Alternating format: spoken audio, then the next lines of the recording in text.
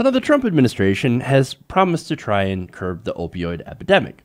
Now, their solutions, however, unfortunately haven't actually went after the true source of the problem, which is the big pharmaceutical companies.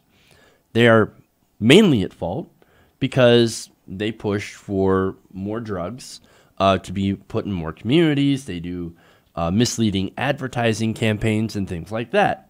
No, but the Trump administration is not going after pharmaceutical companies. They've actually been using the opioid epidemic as an excuse to try to push for the wall and to impose the death penalty on drug dealers. Well, you're not going to solve the problem that way because, again, the drugs aren't coming from Mexico. They're not coming from the pusher down the street, at least not originally. The drugs that get people hooked on opioids are from drug manufacturers. They're completely legal prescription painkillers. So going after, the Mexicans or going after the guy in the street, that's not going to solve the problem, right? And, of course, other advice that has come from the Trump administration, specifically from drug czar Kellyanne Conway, is that, just don't get addicted in the first place. I mean, if somebody offers you drugs, well, go ahead and just go and eat ice cream and French fries instead. Because that'll solve the problem. Just say no. Just say no. Well, none of that has been at all helpful in preventing and treating the people who are actually dealing not only with chronic pain, which is the reason that they get prescribed these painkillers in the first place. Is you've got people with a legitimate need for treatment, but end up in some cases getting addicted because of such strong pain medication.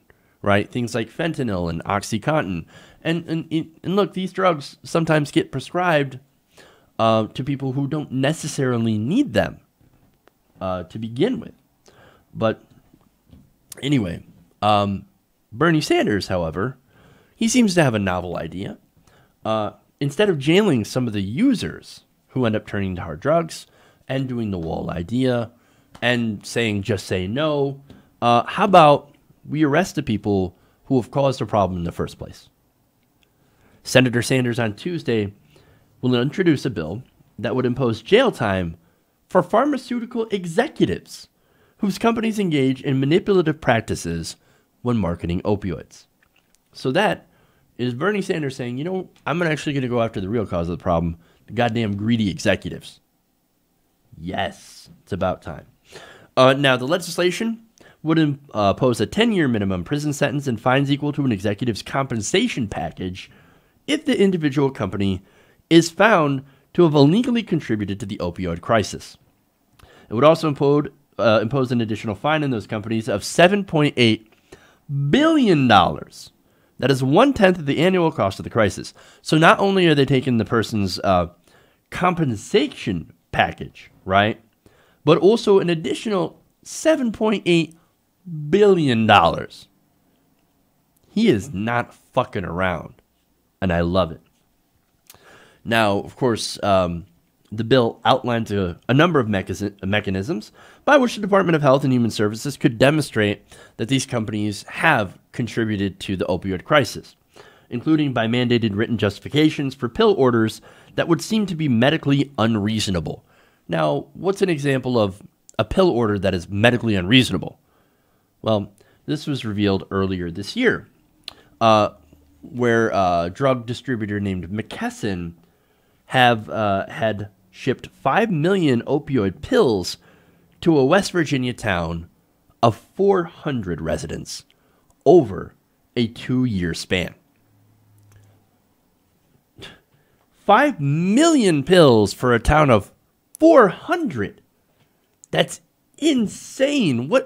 What does a town with 400 people need that many pills for? Well, the answer is they don't. They don't. Wouldn't you think that the person writing that would be like, you know what, that seems a little shady. Why? I'm going to have to, go back to the source here and try and figure out what the hell is going on.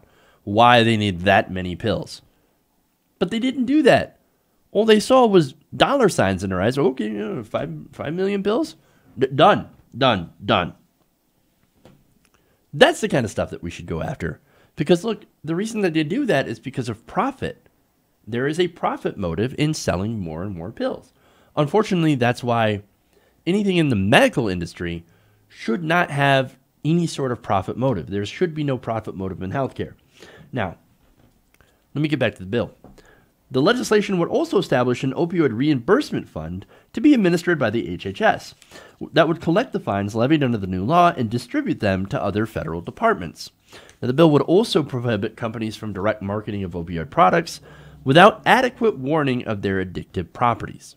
So, look, that is a start. Go after the real drug dealers, pharmaceutical companies, because at the end of the day, those people are the real pushers. Now, that said, it's a great piece of legislation. Let me tell you why it's not going to pass at all, or it's not going to get any support. Turns out, the pharmaceutical industry is is actually the number one biggest donor to Congress. So what's a result of that? Congress doesn't regulate them like they should, and also will not look into the terrible things that they're doing in the pursuit of profit. Look, what they get from all that lobbying, and we've seen this before, right? For example, the push to import drugs from Canada, right?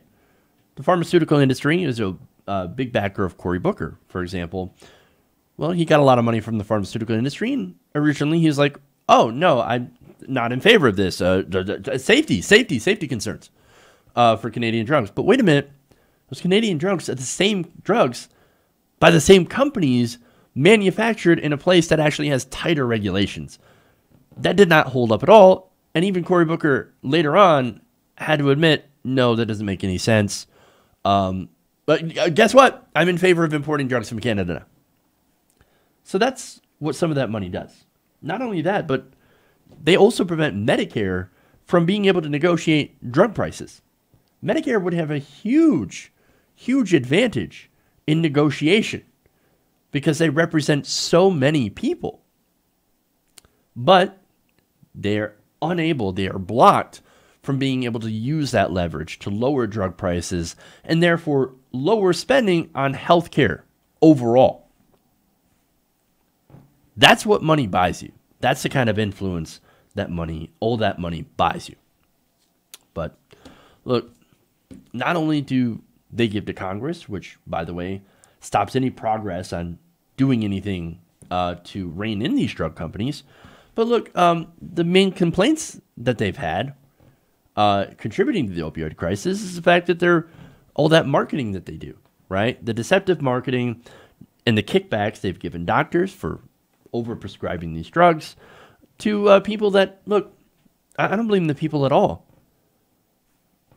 I think the vast majority of them, all they want is something to help them alleviate their daily pain. That's it. Their chronic pain. And look, there are other ways that people could deal with that. For example, we could legalize cannabis, which in a lot of studies has shown potential for people to deal with this chronic pain in a way that they don't have to use something that is so incredibly addictive.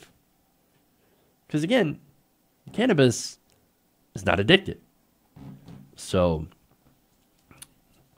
look, what's going on here with the pharmaceutical industry is gross and it is, I believe, criminal, right? And it's something that we need to actually do. So I love this piece of legislation. It sucks that in our current system of corruption, something like this will probably never get through Congress.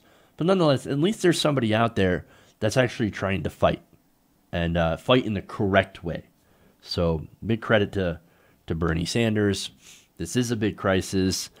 And look, unfortunately, I don't think most congressmen have the stomach to be able to take on the real problem, which that real problem is pharmaceutical company greed. Hey everybody, thanks for watching this video. If you want to see more like this, please hit the subscribe button below. And if you want to support truly independent progressive media, please consider becoming a patron at patreon.com/TYTNation.